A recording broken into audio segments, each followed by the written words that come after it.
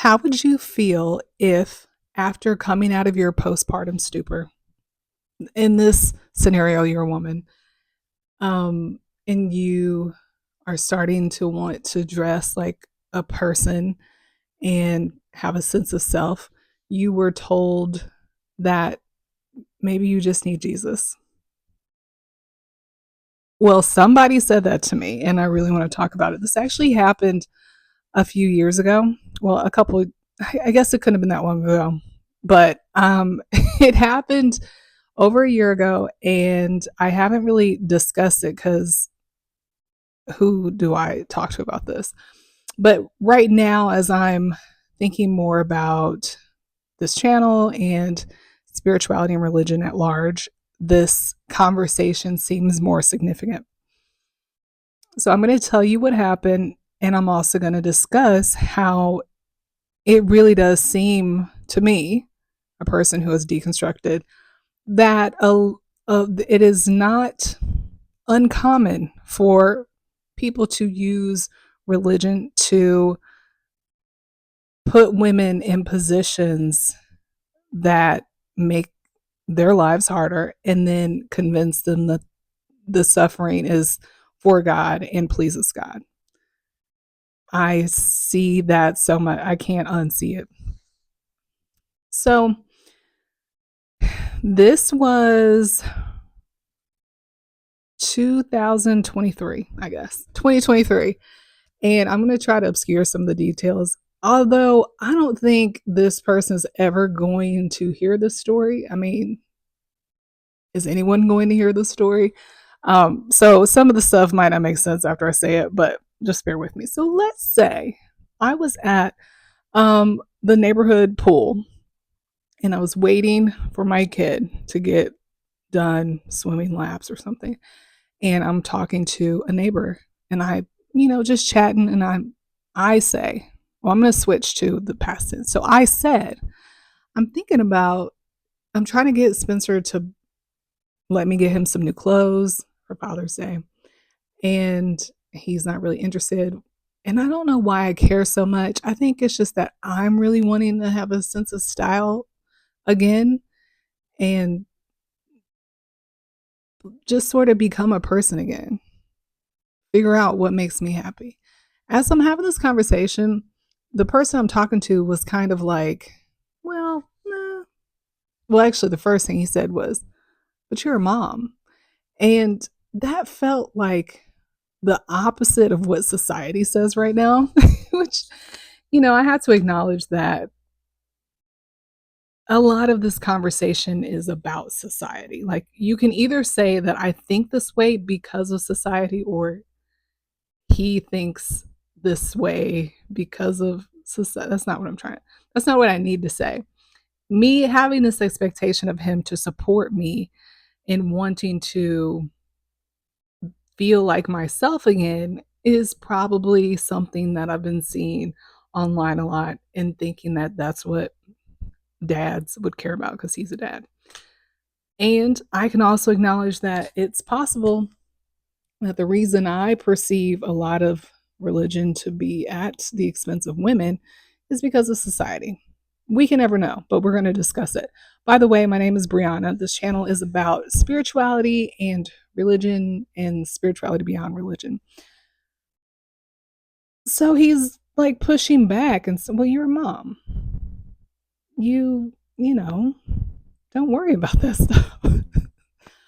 And it was weird to me to have somebody tell me that. Like, I felt like everything I was expressing was totally healthy and normal. I wanted to actually participate in the zeitgeist. I wanted to participate in trends, not in such a way that makes me cool or because I want to be seen as cool, but because I want to be alive. I want to participate. I want to just like, I don't know another word than participate. I want to be a part of society and enjoy what other people are enjoying. We part ways. My kid gets out of the pool and I go home. Then I get this text. where he says that what he really wanted to say was that I have the text right here, and I don't know how verbatim I'm going to be, but he says that he really thinks that the person of Jesus brings all those expressions into balance, all those,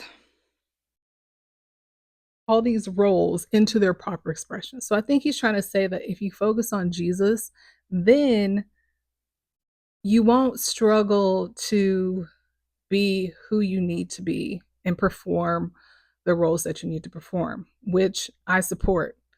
I definitely think that if you are connected to the source, which some people, for that's Jesus to them, that you will be able to show up the way that you need to show up. However, I felt like that's a lot different from me saying that I want to dress better. Like I don't think it's bad to want to dress better. My issue has been not losing the baby weight and but waiting to lose the baby weight because all my cool clothes are pre-baby weight. So I haven't really bought cool clothes, and so I just look bad. Or at the time I just mainly looked bad. I didn't feel like that was wrong to want. So I'm like, please continue to explain, because he was kind of like, but I'm not gonna. And I told him continue to explain. And he says Jesus sets people free from worldly expectations and roles such as being a wife, mother, daughter. Okay. And I think it's interesting that his perception of being free is not being a wife, mother, daughter. Like, I think that that gives insight to his perception of women, because I don't feel like I need to be freed from being a mom, wife, or daughter. I feel like I need to just be more of myself within those roles. And he says that Jesus wants to give us an identity instead. One of my other, I don't want to say pet peeves, but one thing that has interested me on this side of religion is the lack of people asking me where I'm at. I expected more people to be interested in my journey, but it's like as long as you haven't sent out that virtue signal that you go to church or that you have faith of some sort or of a specific sort, if I'm being honest, being in the Midwest, it's if you're not indicating that you're a Christian, they just assume that you're like irrevocably lost. Well, you can't assume it's irrevocable because that would negate the gospel. Um, so he says that part of the good news is that we can have an identity outside of ourselves, the identity of Jesus, and that's going to be more fulfilling. And he also says that we can put that identity first and live in the fullness of Jesus instead of having our own subjective identity. This was so interesting to me because I'm like, so you're basically telling me to dissociate and all my problems will go away, because he's saying if you have an identity in Jesus, which is a standard high level generic, to be honest, that's how it reads to me, then you don't have to worry about being your own person. So that's all I'm going to really read from that, because I think the point is made. And I didn't really go there because I didn't want to say you're basically telling me to dissociate, because that question or that statement without the context of like a supportive, a curious conversation is just going to create conflict. So I didn't really go there, but that's how it felt to me. What does this have to do with women at large and not just me and my neighbor? I do think that there is some sort of expectation or idea that women in full service to Christ or to God should be able to put off the desires of their hearts to be anything other than a wife, mother, daughter. I do think that there's some sort of expectation about that. And I just don't I to me, this conversation was from a man who has traditional, also very patriarchal views of women, and what I know I have seen these values play out.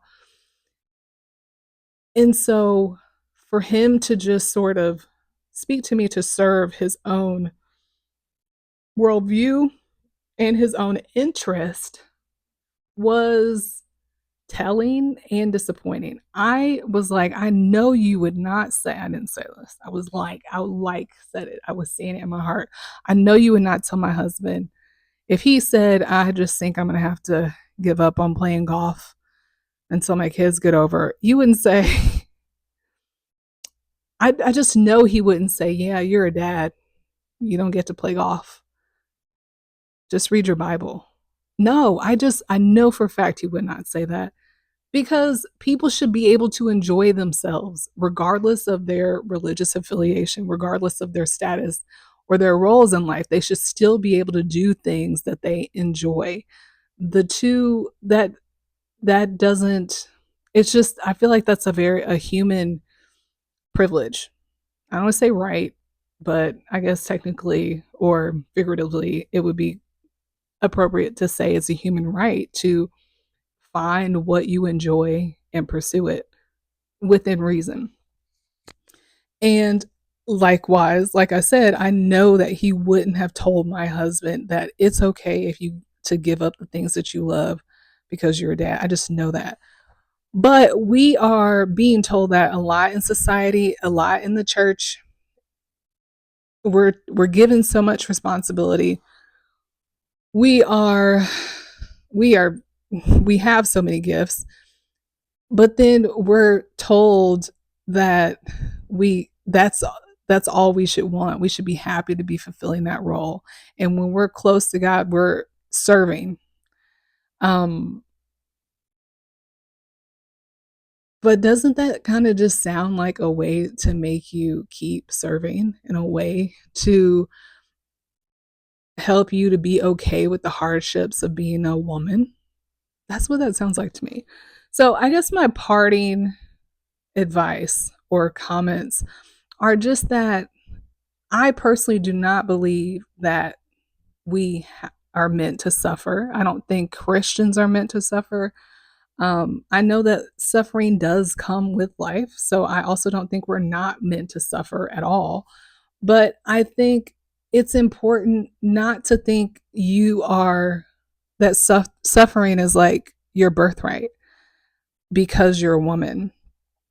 I don't think that has to be true. I don't think it's wrong to want to wear a pair of wide leg jeans.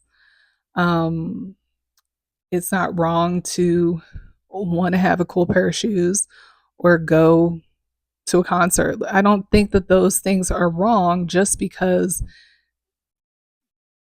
e- I don't think it's wrong just because you're a mom and you should be able to handle being a mom and sacrificing. And I also don't think those things are mutually exclusive to following Jesus or following Christ or following whatever spiritual leadership you want to submit to. I don't think that those things have to be mutually exclusive. And it's also not a signal of someone who doesn't know who they are because they're so lost. They don't know who they are because they've had to put that off in service of surviving. And I, at that point, felt like I was no longer in survival. So I didn't need to keep acting like that. And I don't think I should have been put in my place for that. I didn't really feel put in my place, but I felt like that's kind of what that was. So be free, regardless of what you believe, be free. Question people who tell you anything that validates the fact that you're suffering. Like I said, I don't think we're not meant to suffer ever. But if somebody's like, yeah, well, it's terrible, that's just how it is for us women, I think you should push back on that a little. and push back on people telling you that being your own person, even your own person within Christ, is not okay. How can you, how authentic is it for you to follow Christ as a completely different person? How, if we followed Christ and totally forsook, I never know what the word is and I never look it up. And we totally forsake ourselves, are we fully integrated in the person of Jesus Christ or in our belief system, in our value system? If we basically cease to be an autonomic individual, are we truly, have we been truly made new? Can we be made new if you're just shutting off part of who you are? That's it. Thanks for listening to this. Please let me know if you have any additional comments. And what do you think? Have you ever had a sense that people were telling you that it's okay for you to suffer as a mom when they wouldn't have said that to your male counterpart? And please subscribe if you're interested in more conversations like this.